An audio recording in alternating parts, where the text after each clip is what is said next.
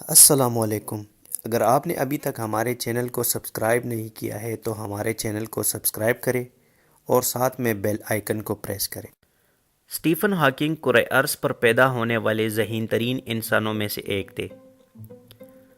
جب ان کو لاحق ALC نامی بیماری کی تشخیص ہوئی تھی تو ڈاکٹروں نے ان کے صرف 2 سال زندہ رہنے کی پیشگوئی کی تھی، لیکن جس طریقے سے انہوں نے اس بیماری کا مقابلہ کیا وہ قابل تحسین ہے۔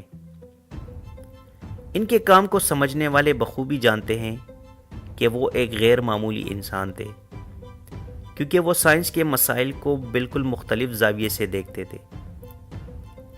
بنیادی طور پر ان کا کام آئنسٹائن کے شرح آفاق اضافیت کے نظریے اور کوانٹم میکینکس کے درمیان بظاہر نظر آنے والے تضادات کو سمجھنے کی کوشش کرنا تھا، اور اس فرق کو سمجھنے کے لیے انہوں نے بہت سی بنیادی سوالات کے جوابات دیے۔ اگرچہ ابھی تک بہت سے سوالات جواب طلب ہے، لیکن اسٹیفن نے اس موضوع پر کام کرنے والوں کو نئی جہت سے روشناس کرایا اور سوچنے کے لیے بہت سا سامان چھوڑا۔ ان کا سب سے اہم کام بلیک ہول کے بارے میں تھا۔ بلیک ہول کا سائز بہت چھوٹا اور اس کے گرد کشش ثقل انتہائی شدید ہوتی ہے، اور اس کے بارے میں سائنسدانوں کا عمومی تصور یہ تھا کہ روشنی سمیت کسی قسم کی تابکاری اس سے نہیں نکلتی، لیکن اسٹیفن ہاکنگ نے ثابت کیا کہ ایسا نہیں ہے، بلکہ کچھ شعاعیں بلیک ہول سے نکل سکتی ہے، جنہیں ہاکنگ ریڈیشن کا نام دیا گیا۔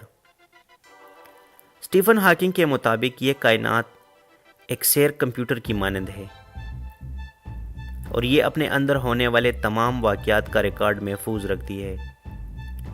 اسٹیفن سے پہلے عمومی تصور یہ تھا کہ بلیک ہول میں گرنے والی کسی بھی شے کی معلومات ختم ہو جاتی ہے، لیکن اسٹیفن نے اس تصور کو بھی بدل دیا اور ثابت کیا کہ ایسی معلومات نہ صرف محفوظ رہتی ہے بلکہ بلیک ہول سے باہر بھی نکل سکتی ہے۔ ان کا ایک بہت بڑا کام مشکل سائنسی نظریات اور تحقیق کو عام فہم زبان میں سائنسی پس منظر نہ رکھنے والے لوگوں تک پہنچانا ہے۔ ان کی کتاب a brief history of time 237 ہفتوں تک سب سے زیادہ بکنے والی کتاب رہی، جو کہ ایک ریکارڈ ہے۔ اسٹیفن ہاکنگ ایک بلند پایہ سائنسدان ہونے کے ساتھ ساتھ ایک اعلیٰ اقدار کے مالک انسان بھی تھے۔ ان کے اپنے بہت سے ہم عصر سائنسدانوں سے شدید علمی اختلاف رہے۔